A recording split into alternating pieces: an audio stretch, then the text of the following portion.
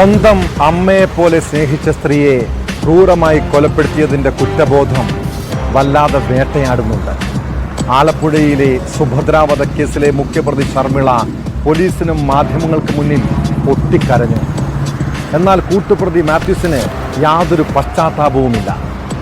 കൊലപാതകം നടത്തിയ വീട്ടിൽ പ്രതികളെ തെളിവെടുപ്പിനെത്തിച്ചപ്പോൾ കണ്ടത് നാടകീയ സംഭവങ്ങളാണ്. സുഭദ്രയെ കുഴിച്ചുമൂടിയ കലവൂരിലെ വാടക വീട്ടിലായിരുന്നു തെളിവെടുപ്പ്.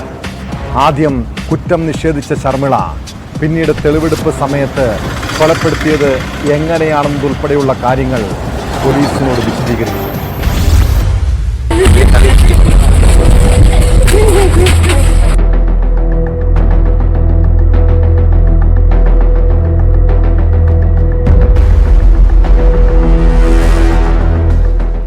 ദിവസത്തേക്ക് കസ്റ്റഡിയിൽ വിട്ട പ്രതികളെ കോടതിയിൽ നിന്ന് പുറത്തേക്ക് കൊണ്ടുവന്നപ്പോഴായിരുന്നു നാടകീയ രംഗങ്ങൾ. താൻ തെറ്റു ചെയ്തിട്ടില്ലെന്ന് പറഞ്ഞ ശർമിള മാധ്യമങ്ങൾക്ക് മുന്നിൽ അലറിക്കരഞ്ഞു.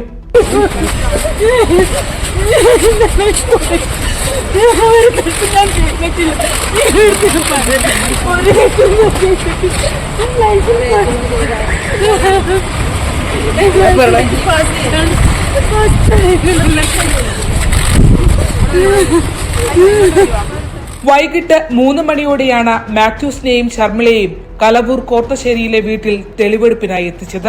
ആദ്യം മാത്യൂസിനെ സുഭദ്രയെ കൊന്നു കുഴിച്ചുമൂടിയ സ്ഥലത്തെത്തിച്ചു. മൃതദേഹം മറവ് ചെയ്ത കാര്യങ്ങൾ മാത്യൂസ് അന്വേഷണ സംഘത്തോട് വിശദീകരിച്ചു. തുടർന്ന് കൊലപാതകം നടന്ന വീടിന്റെ ഹാളിലേക്ക് സുഭദ്രയെ ചവിട്ടി നിലത്തിട്ട് കഴുത്തു ഞെരിച്ചതുൾപ്പെടെയുള്ള കാര്യങ്ങൾ മാത്യൂസ് പറഞ്ഞു. പിന്നീട് വീടിനടുത്തുള്ള തോട്ടിൽ ചെടികൾക്കിടയിൽ ഉപേക്ഷിച്ച തലയിണ ഇയാൾ പോലീസിന് എടുത്തു നൽകി.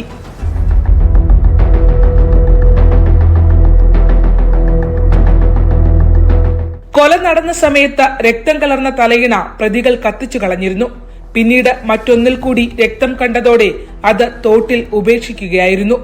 വീടിന്റെ പിന്നാമ്പുറത്ത് കഴുത്തു ഞെരിക്കാനായി ഉപയോഗിച്ച ഷാളും ആദ്യത്തെ തലയിണ കത്തിച്ച ഇടവും മാത്യൂസ് കാണിച്ചു കൊടുത്തു.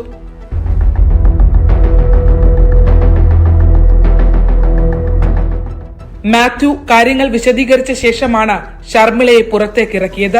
സ്വന്തം മകളെ പോലെ തന്നെ സ്നേഹിച്ചിരുന്ന സുഭദ്രയെ കൊലപ്പെടുത്തിയത് എങ്ങനെയെന്ന് യാതൊരു ഭാവവ്യത്യാസവുമില്ലാതെ ശർമിള വിവരിച്ചു.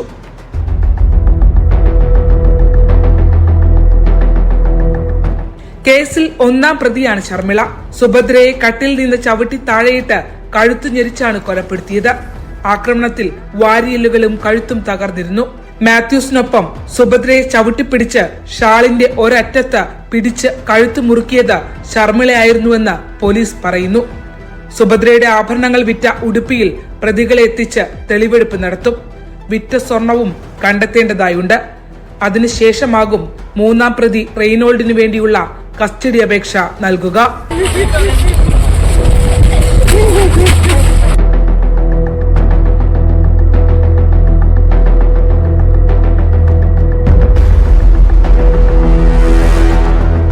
ന്യൂസ് 18 ആലപ്പുഴ.